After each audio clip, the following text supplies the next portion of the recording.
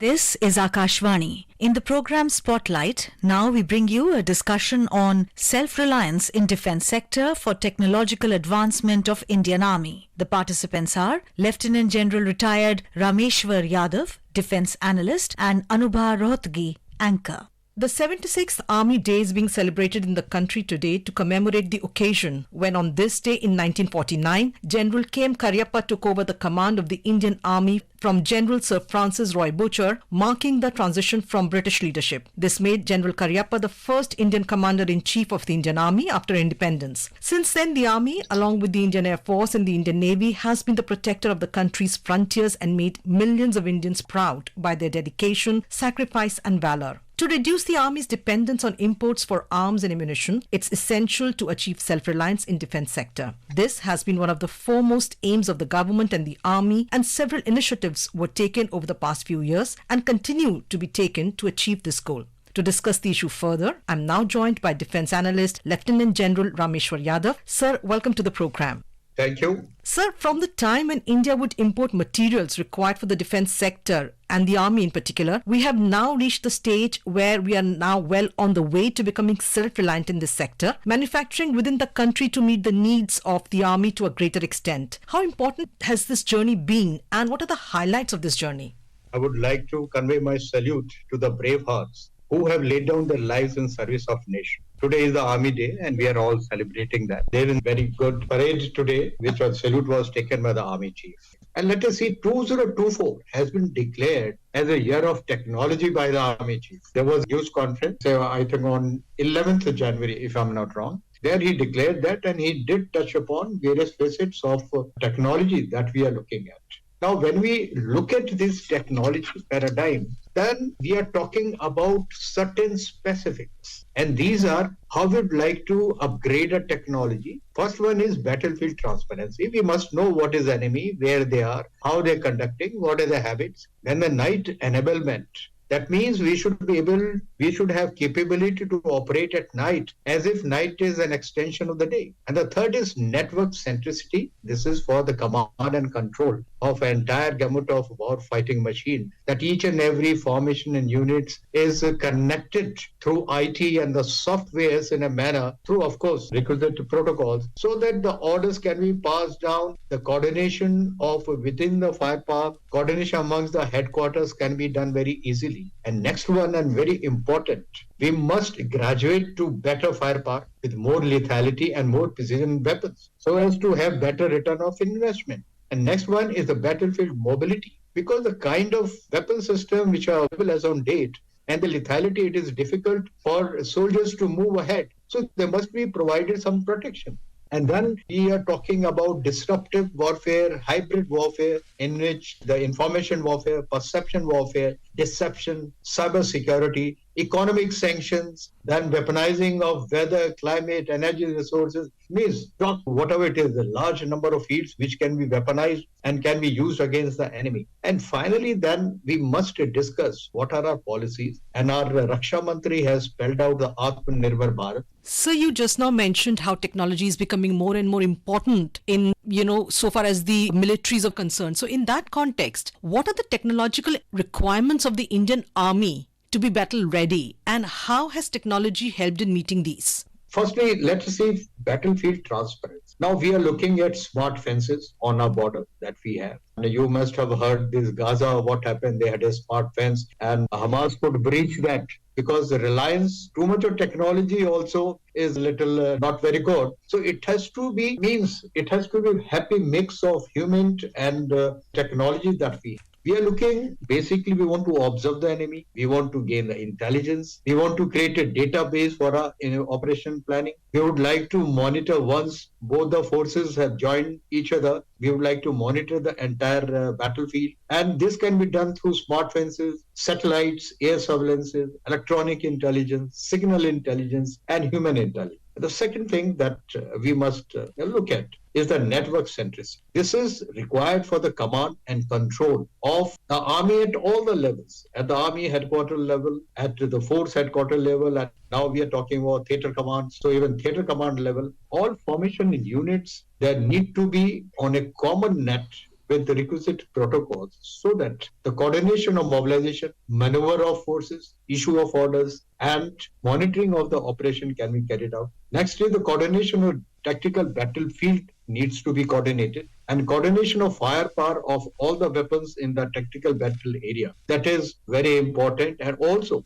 coordination with Air Force and Navy, because when we go into battle, it is a joint operation by all three services. So we have to have a foolproof and seamless communications between among them. And also, not to forget, operation logistics. Army moves on stomach. That is a famous phrase. So we have to ensure the logistics installations and their work is also coordinated in a seamless manner. The third is the night enablement, so that we are capable of fighting at night, so that we treat night to be extension of the day. And this is required to monitor the movement of enemy at strategic distances so that we get adequate reaction before they come and contact us, so we can move our forces, move our reserves, keep our guns ready, so that as and when we are contacted, the needful can be done. We must also observe the move of enemy in the contact once they have come in contact and their reserves. And we must also have the night vision devices for all our weapon systems like tanks, APCs, small arms in the rifle, LMG, MMGs, RLs. And we should also be able to, troops must also be able to move at night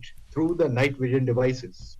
Then next aspect is one of the most important is a firepower with enhanced lethality and precision. Now, as far as infantry is concerned, we are going in for assault rifles, we are going for advanced snipers, we are going for third generation anti-tank weapons. As far as artillery is concerned, we are looking at longer ranges. Earlier, we had 105 guns, we had 130 guns, the range was around 30 kilometers. Now we're looking at ranges beyond 45 to 50 kilometers. And we have got indigenously, we have developed our own guns. One is the Dhanush system, and the second gun that we have, which is that we are looking at, is advanced towed RT gun, which we call AT-ATAX. It has got a range of 48 kilometers. K9 Vajra, it is a self-propelled tracked gun that moves with the mechanized forces. We are also looking at M777 ultralight howitzers, that is for deployment in the mountainous area. We want to convert our entire artillery into 155 caliber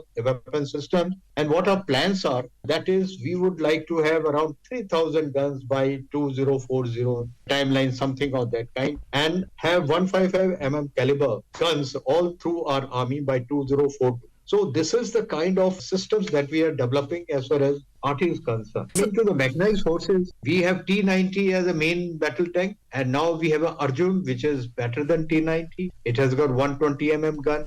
It has got a missile which has got a range of 2 kilometers and 12.7 mg. Similarly, all other arms and services, some other technological upgradation has been carried out. So you mentioned just now, you mentioned Arjun, you mentioned K and Vajra, you mentioned Dhanush. So be it Agni, Dhanush, Vajra, Prithvi, BrahMos, indigenization has been a very integral part of achieving self-reliance of the Indian Army. Can you discuss the significance of this process of indigenization for the technological advancement of the Army? In fact, the government has undertaken initiatives. If I'm not wrong, the government has taken major initiatives and issued indigenization lists of various defense equipment and platforms that will be manufactured in the country, imposing an embargo on their import. You see, despite whatever technological advancements we have taken with the largest technical manpower that we have, we continue to import around 60% of our weapon systems from abroad. No, there is a very big gap now. Now, the new policy of Atmanirbhar Bharat is primarily targeting this gray area, so that gradually we start manufacturing our own weapon equipment and battle platform. Reason is it has got a very high strategic import, because if we do not have our own defense production base very strong, so strategically there is a little weakness that we have, because we have to depend on outside countries for our weapon and equipment. So now this is a gray area that we would like to fill up as fast as possible. Of course, it will take time. In the technology-intensive defense sector, research and development or R&D plays a very important role. In this context, how important is the role of organizations such as the DRDO and others in contributing to self-reliance of the Army? While state-owned defense public sector undertakings are the mainstay of defense procurement and will continue to play an important part in defense manufacturing, in recent times, we have seen a focus on encouraging startups in this sector. So what role can defense startups play as a driver of innovation and technological advancement of the Army? Very systematic and thought through process has been started by the government. Of course, it is an ongoing thing. What is required in the present government, they have given a lot of boost to this Atmanirbhar Bharat, what our Raksha Mantri has been talking about. And I think almost every speech that he gives, and he's encouraging the entire industrial base that we have. And in that, the tenet, what I find, is the participation of private sector in the defense manufacturing. You see, earlier the defense manufacturing were restricted to only government organizations and the PSUs. So there was no competition. So, and as far as the DRDO is concerned, that was the sole R&D establishment. So there was not much of synergy in this entire whole system. Now with encouraging the private sector, a lot of change has come in. Means we have, you see, if you look at it, other than weapon system, we are manufacturing everything. Basically, technology is the same. And the same technology, if applied for manufacturing of the weapon system, it is possible within our own country. Now, this is something what government has picked up. And in Atmanirbhar Bharat, a lot of incentives are being given to private sector. Now, DRDO continues to be our main research and development organization. Besides that, the research is being given to academia, IITs, the engineering colleges, and also private sector R&D establishments. Plus, we are encouraging large number of startups. Now, startups, all these youngsters who are coming out of engineering colleges, they have got tremendous potential to innovate new technologies. And if you go to Bangalore, Pune, you find very small groups. They're doing wonders. And it is so encouraging to see all the youngsters coming out with niche technologies which are supporting the DRDO and the entire industry that we have. Not only this, the private industry that we have, they are being encouraged to forge alliances with joint ventures with foreign companies. We have made two defense industrial corridors, one in Chennai and one in Uttar Pradesh. So that they get complete infrastructure which is required for manufacturing of defense equipment at one place. That is your land, your power, your water, your technology, and everything would be provided to the manufacturers. So this is how what I see another 15 to 20 years, our import quotient from 60%, I'm sure it is going to come down to 20 to 30%. So we are on the right lines and we are grateful to the government that they're giving so much of encouragement. And in fact, I think that is also being reflected in the fact that, for the first time ever, our defense exports have risen. In fact, the defense production has also, crossed the record figure of 10,000 crore rupees for the first time ever. While much has been achieved, what are the challenges that you still see so far as that the defense sector needs to overcome to continue on this path of self-reliance? You see, the biggest challenge is niche technologies. We have lagged behind in innovation as a country, despite the fact that we have got the largest skilled manpower that we have. And